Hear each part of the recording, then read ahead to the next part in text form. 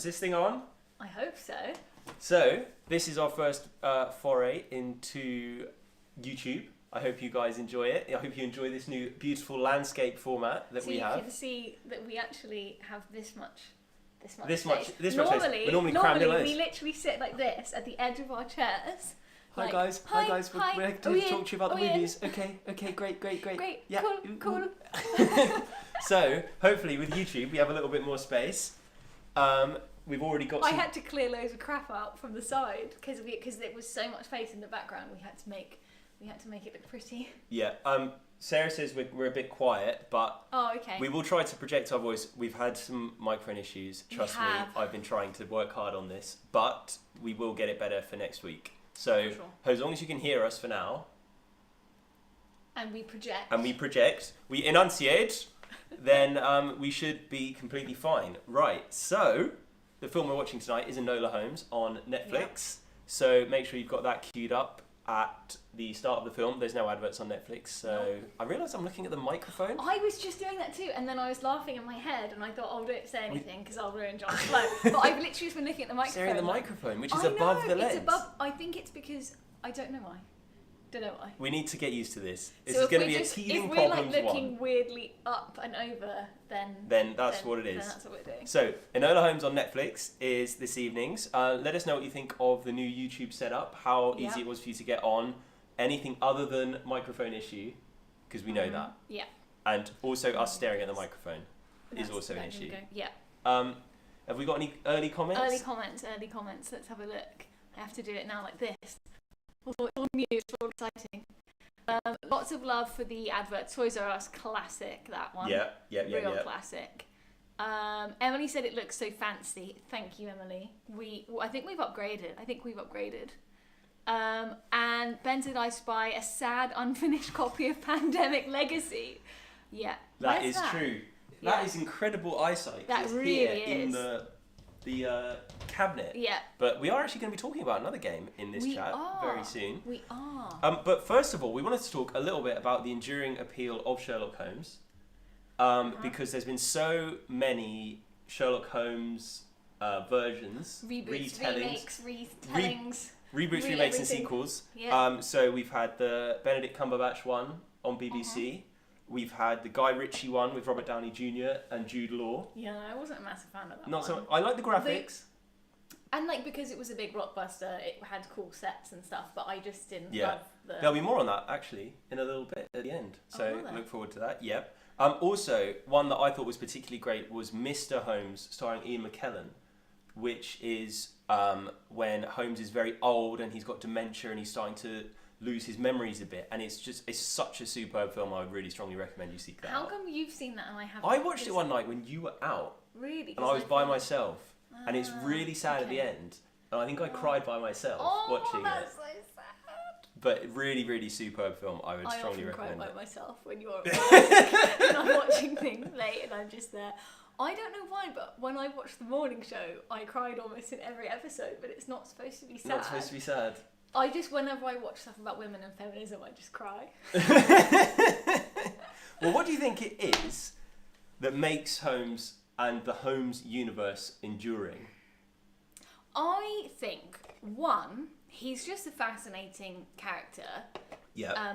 But I think that the real thing is that because it's just the classic whodunit mystery, as the viewer, you always like to watch it as like, I'm gonna solve it. Well, you always do, and you're always like, oh, yep, I know it. I know what's gonna happen. I know, I've got it. But I always actively try not to think about what's gonna happen. Well, obviously you're not a true Sherlock. I'm not a true Sherlock. But I don't know what anyone else thinks about that. Yeah, let us know what you think about the Holmes world in general. Yeah. We also have a great game in here, Sherlock Holmes Consulting Detective. Oh, yes. And that is a really good film. Game. Which allows you to kind of step into the shoes of Holmes in the best way I think that I've ever experienced. Yeah. It has taken us... We once took it on holiday with us when we went away with friends to Spain, and we ended up being inside on a boiling hot sunny day because we were so obsessed with this game and we had to finish it. So we were in there for, 6 hours going, with our little notepads going, what do we know? It's really good. Now, the observant of you will have noticed some shiny graphics just being added. I had to pick up my director's mixing desk iPad to put that on at the correct time. It will be approximately 7 seconds out for you guys, but if you press play when we press play, everything should be fine. Yeah, and then... Because you'll be 7 seconds behind us. Okay. Or we'll just say it and then we'll wait and count 7 seconds. I don't know. We'll sort it out. We'll sort it out. The kinks of YouTube. But that's our first little fancy addition to our YouTube experience. Yeah. It's actually quite stressful because then you can see that we've got a countdown to when we have to finish. Until when you have to stop talking. Normally you're in charge of the time. Yeah. So you've always had this stress, but I just breeze in, 1 minute to air, plonk myself down. Yeah, this is all very familiar.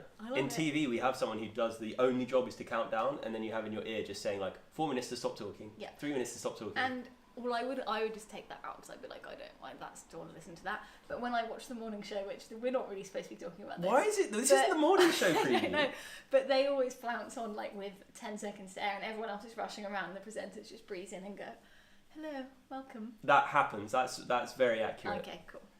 Any questions or comments from the live chat? David Tilling says it's fancy. The graphics. We're talking about the graphics now. And Amy also said likes the fancy countdown. Stop the count. Classic. I don't think that's ever going to stop. It's never going to get old. Is it? It's never going to get old. We've also got a little chat box in the YouTube. I don't know if that's worth keeping or not. So let us know what you think about that. So like when someone comments, it pops up on our feed. Oh, okay. I didn't see that. So a lot of this is going to be talking about the YouTube. I'm going to be honest, but we do want to talk about the film as well. Yes. At some point. Yes, we do. And we also want your late Parish Notices. So put your Parish Notices into the comments if you have any now. Yes. Yeah, because I forgot to ask them on Instagram. I didn't check it. Someone might have sent something on Instagram. We'll do it after if I've missed one. Okay. So we are talking about, as you can see, tonight's movie, Enola Holmes. Is this it? Watch with us on Netflix. Oh. Is it? I thought I was going to do the wrong way then. Like an idiot. Like a weatherman. Yeah.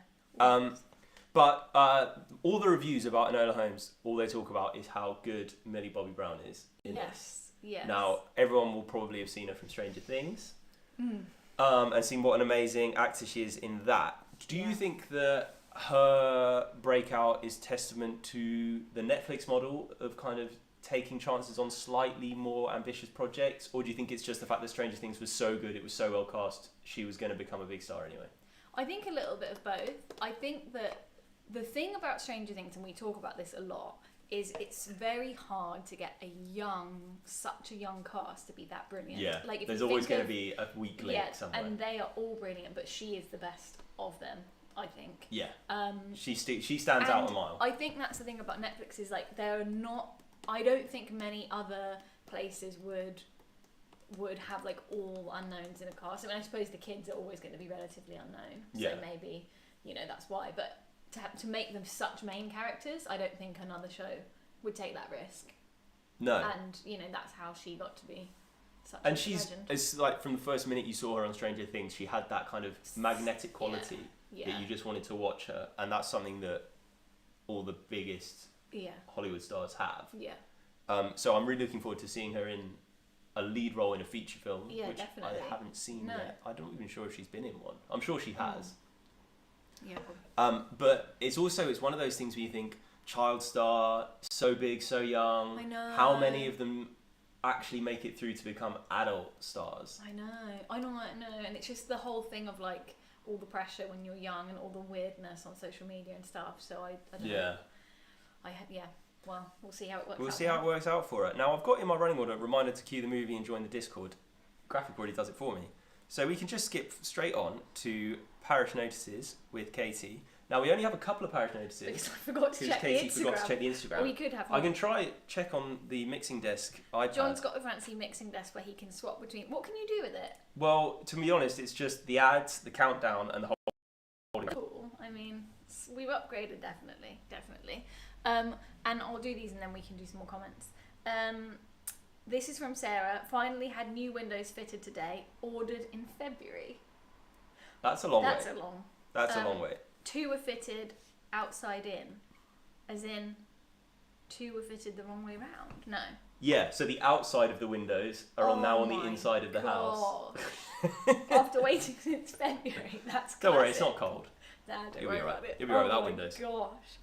And then Slow Kicking Katie, the bathroom renovation continues. This week, lighting. We used to have to pull.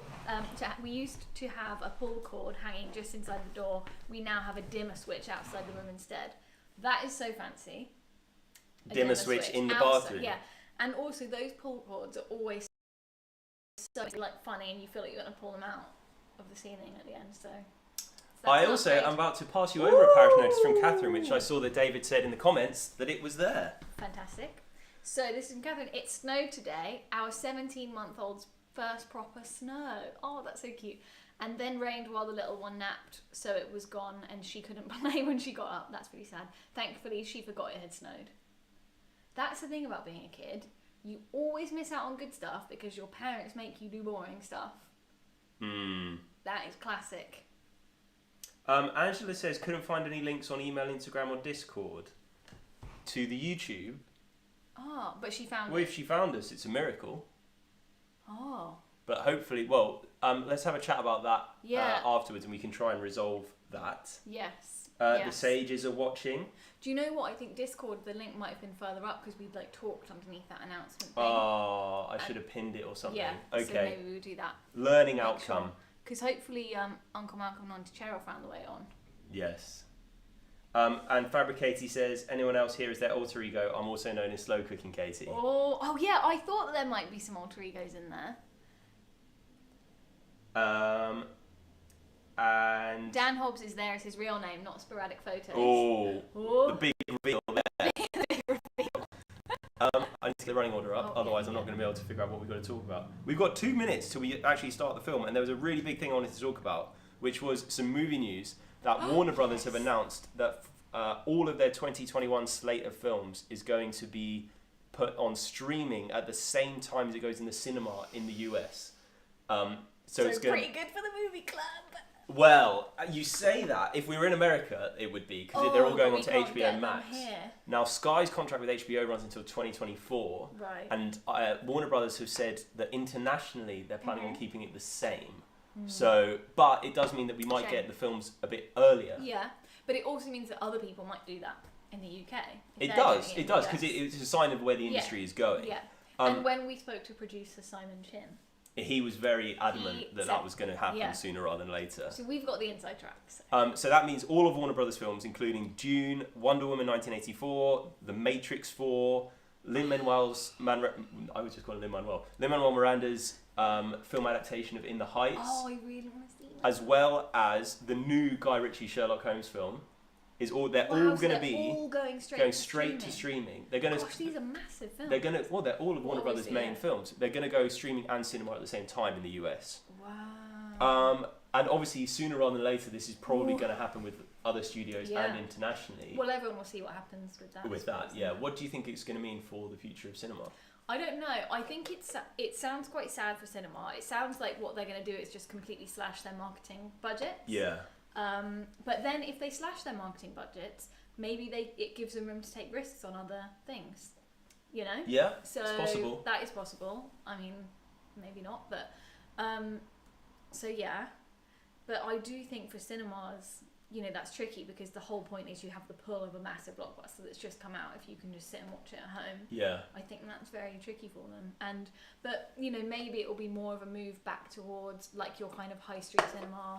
A bit more of a local experience, you know, nice comfy chairs, that kind of feel. Maybe. Well, we want to talk about this a bit more in the post-film conversation as well, because there's a lot to talk about.